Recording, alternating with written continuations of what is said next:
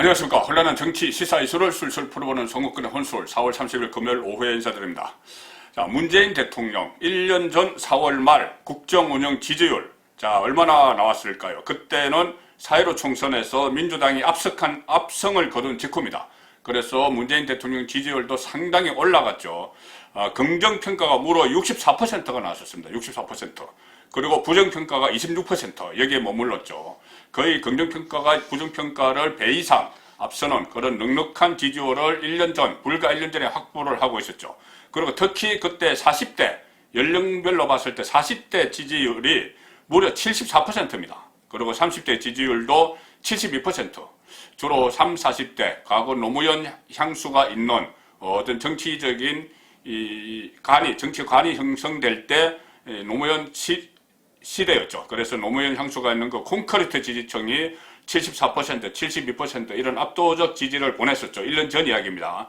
그리고 갤럽 기준인데 갤럽에서 이런 지지율을 조사할 때는 긍정평가하는 이유, 부정평가하는 이유를 물어보죠.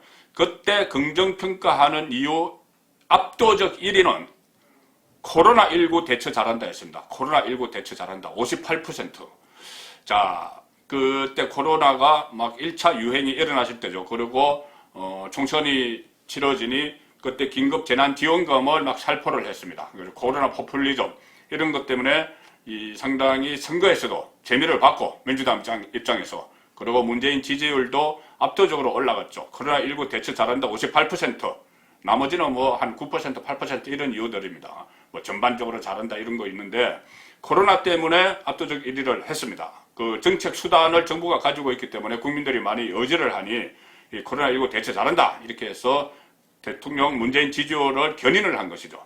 자, 그런데 딱 1년이 지난 오늘 4월 말일입니다. 그때도 4월 마지막 주 조사를 제가 말씀드렸는데 1년이 지난 오늘 갤럽 조사 결과가 나왔죠. 긍정평가 29%입니다. 29%. 1년 전에 64%였는데 그래서 처음으로 30% 선도 붕괴가 됐습니다. 그리고 문재인에 대한 부정평가 무려 60%. 1년 전에 26%였는데 배 이상이 뛰었습니다. 60%.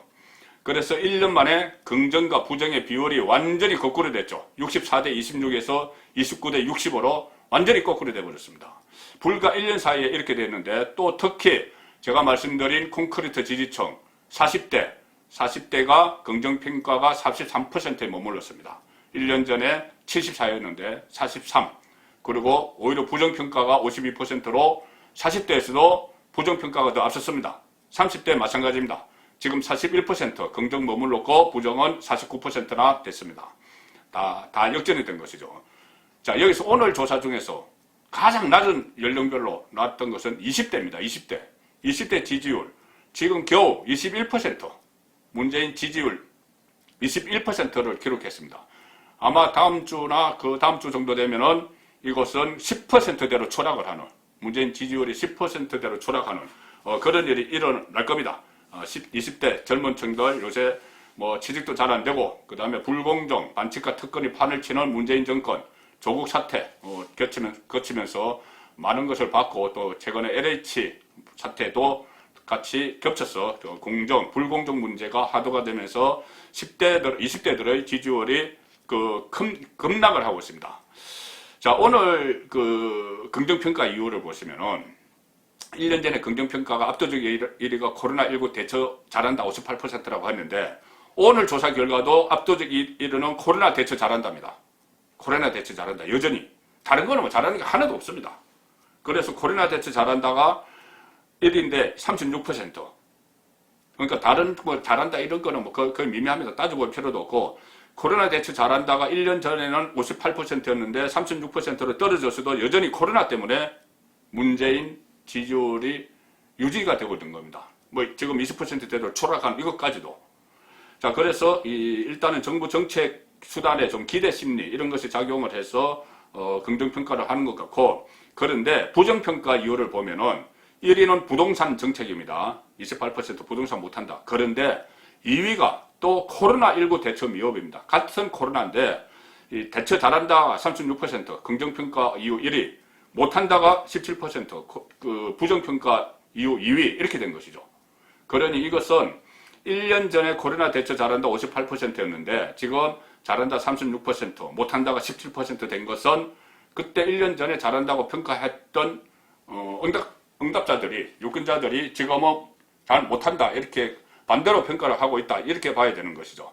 자, 지금 국민들이 이 백신 전쟁에서 지금 세계적으로 벌어지고 있는 백신 전쟁에서 정부만 쳐다볼 수밖에 없는 상황이죠. 정부가 다 해야 되는데, 그런데 정부가 백신 확보에 실패하고 뭐 백신 대란이다 이런 말이 나올 정도로 이 백신의 외국에 비해서 다른 나라에 비해서 접종 그 속도도 높고 그렇게 하니 이 정부의 무능력 이런 것들이 이 논란을 일으키면서 코로나 대처 못한다.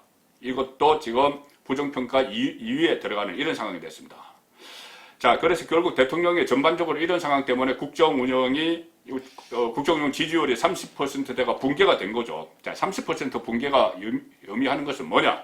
이것은 심리적인 마지노선이 무너졌다. 콘크리트 지지층이 무너지기 시작했다. 균열하기 시작했다. 그렇게 볼 수 있는 겁니다.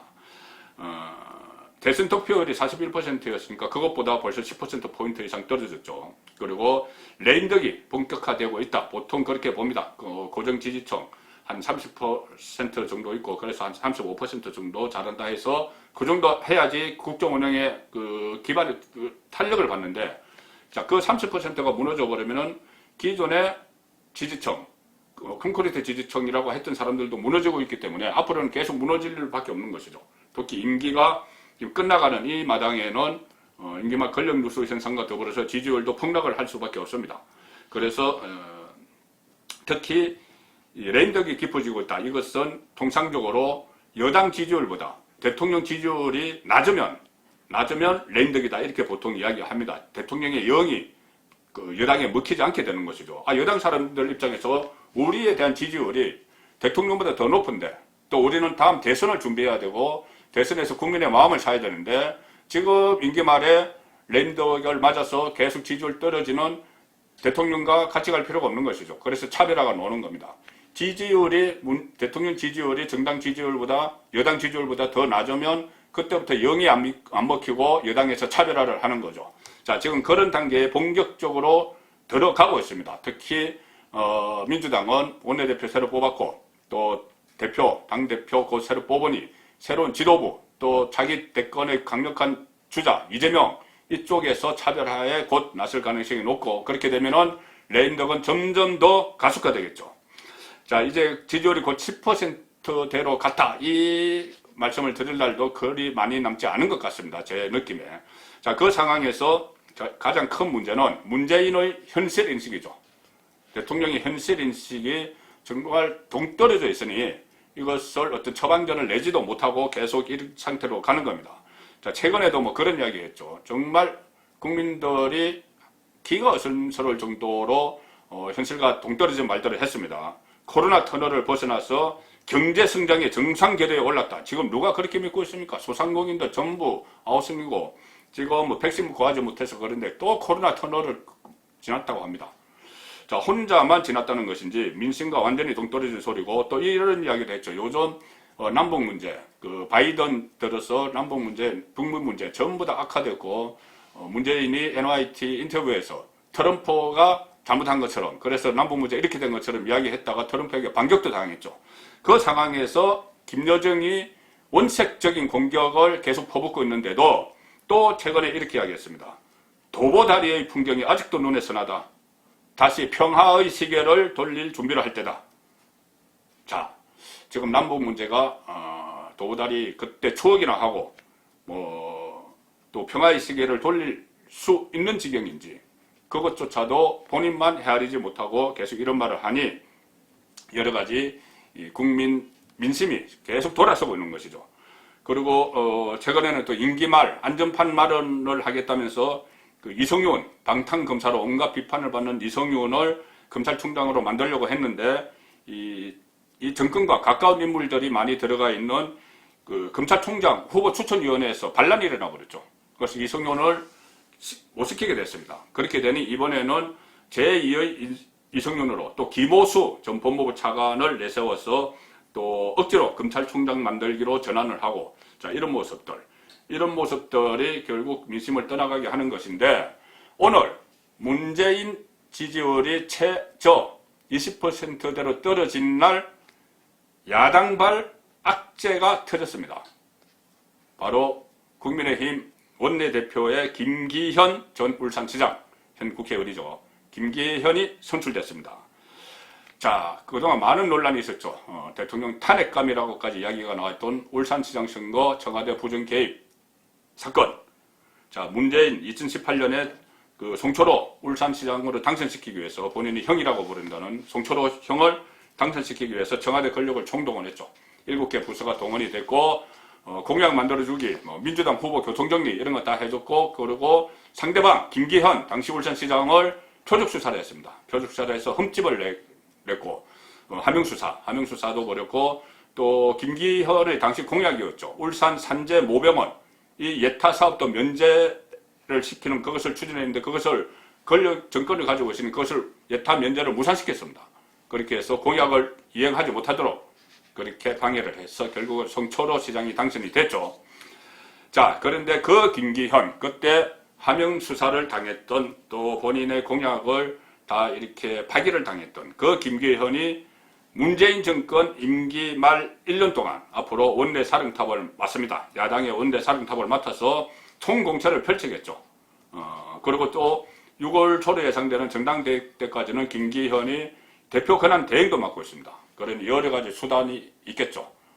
문재인 정권은 공격을 하는데, 특히 이 울산시장 선거, 부정선거 이후 여기에 대해서는 김기현이 당사자로서 아마 앞으로 국정조사나 국회 국정조사나 야당 원내대표니까, 제1야당 원내대표니까 국정조사나 특검 이런 것을 제기하며 계속 청와대를 직접 압박을 할 겁니다.